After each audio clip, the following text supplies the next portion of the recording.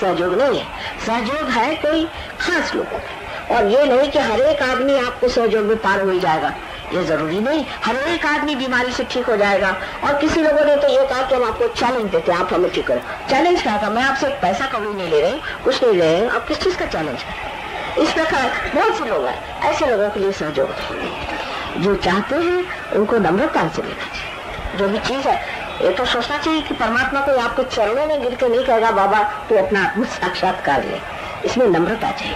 जिस आदमी में नम्रता नहीं वो तो कभी कुंडलिनी चढ़ेगी नहीं, उसकी ईगो बैठा रहेगा। तो गणेश जी वही कुंडलिनी को नीचे रोक कर रखेंगे कि ये बड़ा इगोइस्टिकल आदमी, इस पे कुंडलिनी चढ़ाएगा।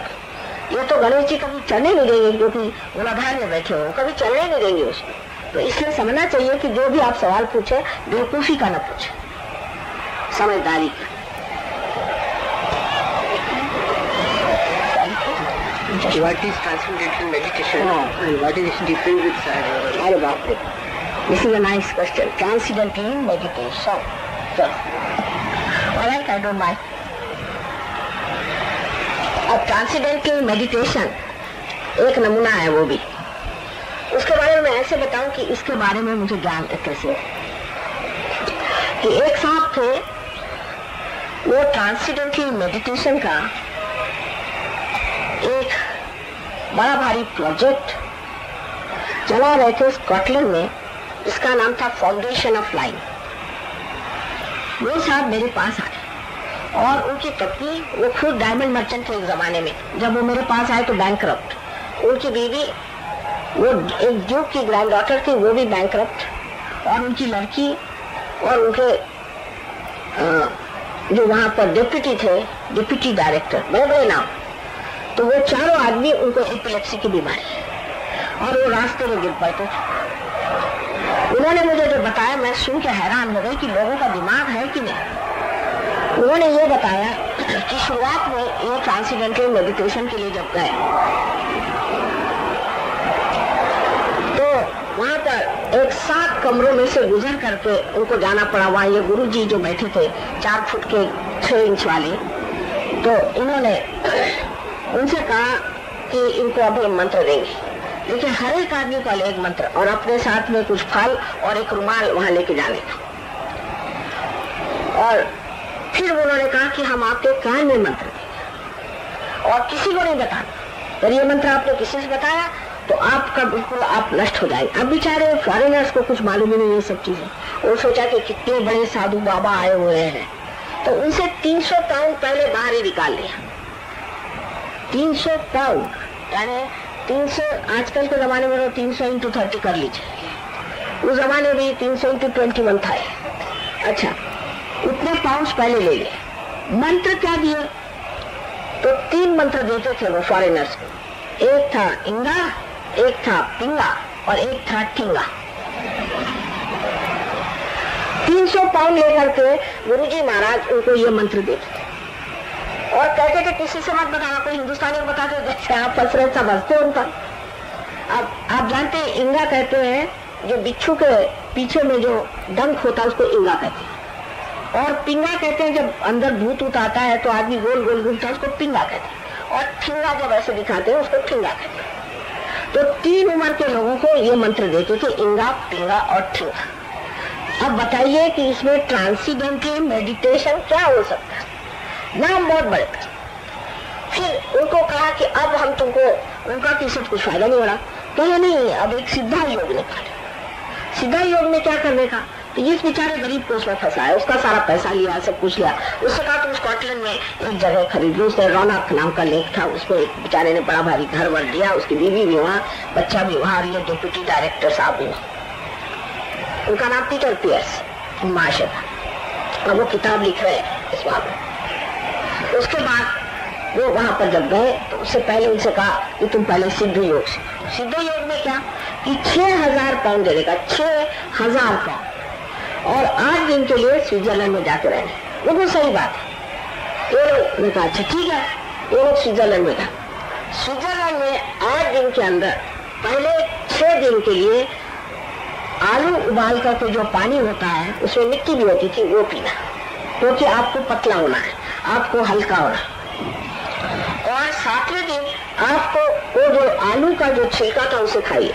मैं कहती हूँ अंग्रेजों ने अपने को जितना बेवकूफ बनाया उससे अधिक तो इन्होंने उनको बना दिया। और ये खूब हंसते थे, इनका नाम ही गिगली गुरु रखा, क्योंकि इनको समझ नहीं आता वो कितने बेवकूफ बने जा रहे हैं। उसके बाद में वो उसका जो ऊपर का छिलका होता है, रिंड होता है उसे खाने का, और उसके बाद 8वें दिन वो आलू खाने, उसमें नमक नहीं, मिर्च नहीं, कुछ नहीं। और उसके बाद कहने हैं कि आप सीधा योग करो। तो सीधा योग में वहां पर एक फेर का एक मोटा सा वो बिछा देने का, और उस पर भगवान तुम कूदो, तुम हवा में उड़ोगे। सबके नीचे के हिस्से सब टूट गए। इतनी तकलीफ हुई उनके ऊपर। बहुत से केसेस आज अमेरिका में चल रही है। तो अब आप लोगों को बेवकूफ बनाने यहाँ पहुंच गए। अब रुपया तो बहुत बनाया होगा। अब वो इतने सीधे साधे लोग, उन्होंने ऐसे लोग थे जिन्होंने अपने घर बेच डाले, बच्चों को स्कूल से हटा लिया, रास्ते पर रुके। अब ये 4 आदमी, इतनी बुरी हालत। उन दिनों में मेरे पति बहुत ट्रैवल करते थे, तो मैंने उनसे कहा बाबा तुम मेरे घर में आकर रहो, मैं तुम्हें ठीक करूँ, क्योंकि आसान नहीं तुम्हें ठीक करना।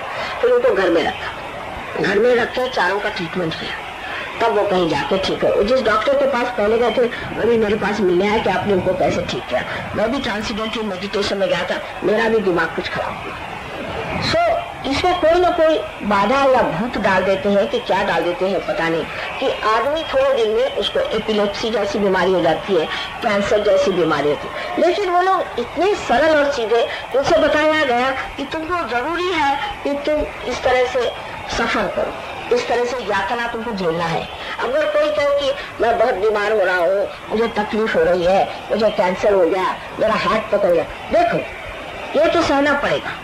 ये अगर तुमने नहीं सहा तो तुम भगवान को कैसे प्राप्त। अब बेचारे उसी में मर जा रहे। न जाने कितने लोगों को इन्होंने सत्यानाश किया, कितने लोगों को। हमने खुद देखा है कि जब लोग वो हमारे सामने आते थे तो यूं थर-थर कांपते थे। देखा ये क्या है अलग, बिल्कुल जिसको रिक्लूस कहते हैं कि दुनिया से अलग। उनको अगर आप लहसुन दिखा दीजिए तो वो ढाक लोग लहसुन से डरते थे, नींबू दिखा दीजिए उससे डरते थे। बताइए कि लहसुन में क्या डर है? लहसुन है डरने की चीज ऐसे लोगों को। लहसुन आप जो जानते हैं कि ये अमृत है। और नींबू भी एक गणपति का स्वरूप। मेरे फोटो से तो वो इतना डरते थे कुछ पूछे नहीं। उसके बाद बेचारे वो 4 आदमी ठीक हुए, उन्होंने बहुतों को लाया, बहुत लोग आए हमारे पास में। एक बैरिस्टर लेडी, उसकी बहन एकदम पागल खाने में चली गई। ये बैरिस्टर लेडी इतनी परेशान हो गई कि कुछ पूछे नहीं। उसको भी फिक्स आना शुरू, और दुनिया भर की तकलीफ है। उसको खून की उल्टियां, एक से एक उनकी बीमारियां बताएं तो आप लोग हैरान हो जाए। और ये ट्रांसेंडेंटल मेडिटेशन क्या सिखाएंगे? इनको तो संस्कृत का एक शब्द भी नहीं आता। भाड़े पे लोग लाते हैं ब्राह्मणों को, कुछ उनको भाड़े, अब ब्राह्मणों को बेचारे गरीब हैं, को बनारस से उठा के लाया, उनको सिखा दिया, चले वो सिखाने संस्कृत। आपको आता है कोई संस्कृत? और हर समय एक नई नई चीज निकालते हैं। अब उन्होंने निकाला कि आयुर्वेद। आयुर्वेद के लिए इनकी क्या जरूरत है? आयुर्वेद तो ऐसे ही कोई कर सकता है। अब ये आयुर्वेद से लोग का ट्रीटमेंट है, क्योंकि ऐसे तो कुंडलिनी का जागरण वगैरह तो इनके बस का है। और कमाल की बात है कि दिल्ली के लोग, उन्होंने हमें नाम तक बताया कि बड़े बड़े सेक्रेटरी लोग और जाते थे वहाँ स्विट्जरलैंड, जिनको ये पैसे दे के ले जाते थे, वहाँ रखते थे। और ये बेचारी जो औरत थी, बेचारी उसको 17 साल में ही इन्होंने प्रेग्नेंट कर दिया इन महाशय ने। उसके अबॉर्शन कराया, उसे सब कुछ न्यूज़पेपर में दिया हुआ मुझसे मिलने से पहले, क्योंकि मैं नहीं चाहती थी सब बातें चलती। ऐसे ये आदमी ये क्या मेडिटेशन सिखाएंगे? इनमें कोई नैतिकता नहीं। अगर उनकी हिम्मत हो तो मेरे सामने आए, मैं उनको समझाऊं। मैंने सबके बारे में 1970 में ये रजनी से लेकर के ये 16 भूतों के नाम सबके बताए थे, लेकिन किसी की हिम्मत नहीं हुई कि मेरे बारे में कुछ कहा। इस बार रजनी से थोड़ी कोशिश की, क्योंकि सत्य को कोई डर नहीं, ये तो मैंने देखा हुआ है। तो इस तरह की चीजों में आप अपने बच्चों को इनके स्कूलों में मत भेजिए। ये सारी गलत चीजों की कमाई के पैसे हैं और आपके बच्चों पे इसका पाप लगे। मैं आपसे साफ बता रही हूँ, लोगों को लूट लूट करके पैसा लाया गया, उनके घर बर्बाद करके यहाँ पैसा लाया गया। इनके इतने शाप है दुनिया भर के, ऐसे शापित आदमी के जो वो कॉलेज चलाए, स्कूल चलाए और हमारे बच्चों को भी सत्यानाश करे, इसकी कोई जरूरत नहीं। अगर आप लोगों के कोई जिससे संबंध हो तो मैं आपसे साफ कहना चाहती हूँ कि अगर आपको उनसे संबंध रखना है तो मुझे आप क्षमा करें। और अगर सर जब जा रहा है तो इन लोगों को निकाल कर फेंकी। यही नहीं, सब तरह के लोग यहाँ पर हैं, उनके कोई अंत नहीं। अब आप ट्रांसेंडेंटल मेडिटेशन कुछ चीज है ही नहीं, सब बोगस, बार बार उसकी थ्योरीज बना दी, ये कर दिया। हमारे एक डॉक्टर थे, डॉक्टर रुस्तम बरजोर्ज, बहुत पहुंचे हुए डॉक्टर हैं, उन्होंने साइकाट्री में खुद किया हुआ है, मेडिकल में किया है, फर्स्ट क्लास फर्स्ट स्टूडेंट सब, वो हमारे सहयोगी हैं। एक दिन वो जानकर उनके मीटिंग में गए, हमारे यहाँ 7-8 डॉक्टर्स थे सब गए, तो समझाने लगे कि देखिए ऐसा होता है कि जब हम लोगों ने इनके ब्रेन के वेव्स देखे तो उसमें थीटा वेव्स है। अब कोई मेडिकल डॉक्टर समझ सकता है। तो उन्होंने कहा कि साहब ये तो एपिलेप्सी में आते हैं थीटा वेव्स। तो आए कहने अच्छा आप ऐसा करिए कि आज शाम को आप खाना खाने आइए हमारे। कहा हमें खाना वाना नहीं खाना, और जो बात है वो सही है, तो थीटा वेव्स इस तरह से आते तो ये क्या सब आप एपिलेप्सी लोगों को दे रहे हैं। अब जिसको मेडिकल साइंस का कुछ मालूम हो, वाह भाई हमारे अंदर थीटा वेव्स आ रहे हैं, सब बेवकूफ बनाने के धंधे। और मैं साफ साफ आपसे बताती हूँ तो ऐसे ट्रांसेंडेंटल मेडिटेशन को आपको छोड़कर दूर भाग जाना चाहिए, बिल्कुल बेकार लोग, इसमें मुझे कोई डर नहीं लगता। सही बात जो मुझे आपको बताना है, मैं आपकी माँ हूँ, जो गलत बात आपको बतानी है। हाँ जो सही है सो सही है, और जो गलत है सो गलत है।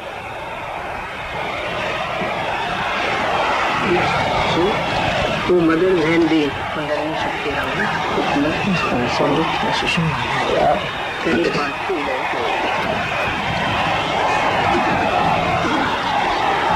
सवाल अच्छा है कि when the Kundalini Shakti arouses, it must pass only through Sushumna Nadi, or it can pass through Ida or Pingala. What happens if it passes through Ida and Pingala? It does not. It only passes through Sushumna Nadi. But in Ida and Pingala, when somebody who has no authority tries to raise your Kundalini, a person of a bad character, somebody who has no authority, it has to have a divine authority, tries to raise your Kundalini, then the Sri Ganesha who is sitting on the Muladhara emits tremendous anger. Because of that, the Ida and Pingala, both nadis, get extremely heated up. Sometimes people get complete blister from here to here. So, if you go to people who have no authority to raise your Kundalini, they can create lots of troubles for you because of Sri Ganesha. But Kundalini is your mother. When she rises, she never troubles you. Only a little bit heat you might feel because of your liver trouble or something, but it rises absolutely in the most dignified, majestic way. And it doesn't trouble you. She is your individual mother. Everybody has an individual mother. And she has recorded everything about her. And she passes absolutely without troubling you.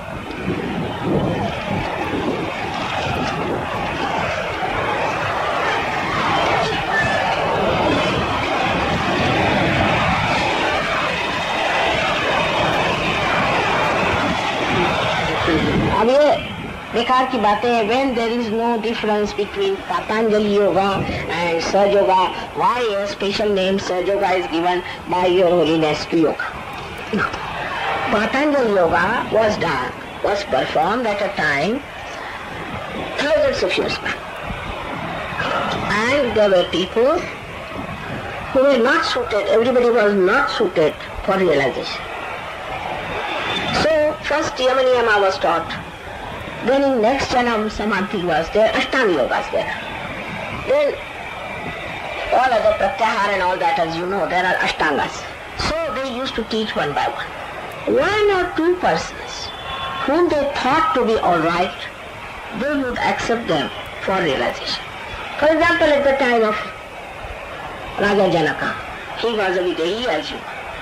There was one Nachiketa who was surprised that all the saints are going to him while he wears all the ornaments, everything like a king, lives like a king. So his guru said, all right, you go and ask Raja Janaka that please give me self-realization. He went to Raja Janaka and said that, sir, would you like to give me self-realization? He said, you ask me all my kingdom, I'll give you, but it's not easy. But he said, no, anything that you want to do, I'm willing to do, but please give me. First he couldn't understand that this king, how could he be the person in charge of giving realization. And you know the story, how he showed his detachment to everything. That's why he's called as Videhi. But Nachiketa is the only person we know in that yuga who got realization. Of course, Sri Rama and all those people were, of course, are incarnations, so they did not need it. But they also were told the Shastra of Kundalini. So, one has to know that to get realization was not easy. As I told you yesterday, in the life, there were many flowers, we can say, but very few could become fruits. But today there are so many who are capable. Now you are sitting here and you might be thinking, what have we done? You have done in your last life. You have asked for what? You wanted to have yourself realized. And that's why you are going to get it. You are all going to get that realization. Because also the time has come. The time matures. And the maturity has come now. And if you see in Adi Granth, in that we have described that in Kali Yuga this will happen. And this is the year 1990, it is going to work out much more. It will start in 1970, it did start in 1970. So we have proofs of this. That's why Sahaja Yoga has given up all that is Ashtanga, only it has taken up Samadhi. First Nirvichar Samadhi and then Nirvikalpa Samadhi. That's why it is Sahaja Yoga. And if that name is given to that, it's not a criminal offense, is it?